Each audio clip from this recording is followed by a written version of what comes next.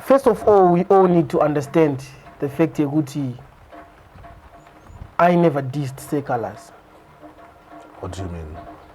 Well, okay, let me state it like this. Ndine song ndakabudisa 2016 tanga kwake inonzi yafana manitsamwisa. It was January, I remember. Ndakaita na DJ Tamuka. After that song, Seh Calaz, from Norway, ndakangonzwa ndakukandira my shorts. Alright.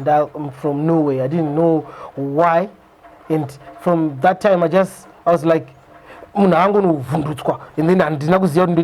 the only thing that I thought of was to defend myself. So Pandukuti, I'd never dissed Seh Calaz in the Beguti. Calaz dissed me first.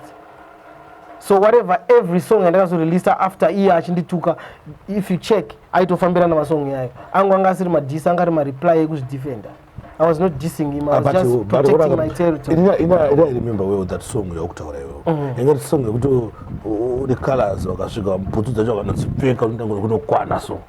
One situation yakadaro yekuti anopinde bvudzudzo unosvika unozikwana so ndisingaziva kuti akazonoita unogona kuita seunokwana nangu ako usingakwane nangu ikazopfurira yekuti tikabata kumberi tinenge chinzwa zvigumwe zvakagumira kwavo ini ndakazvisa musituation yaCalaz ndakaenda setinonzipfeka so ndakaona kuti hamba ndikaona kakukwana kari kuitika kakukwana hangu handizoziva kuti kakukwana here kana kakusakwana handizoziva.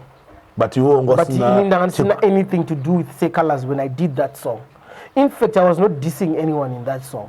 I was just talking what I was seeing that was happening in Danso. This is our culture, is in Danso. We talk about things that are happening. Muruna is news interview, because that's what's happening now. All right. My bad. All right. So that's the culture, is in Danso.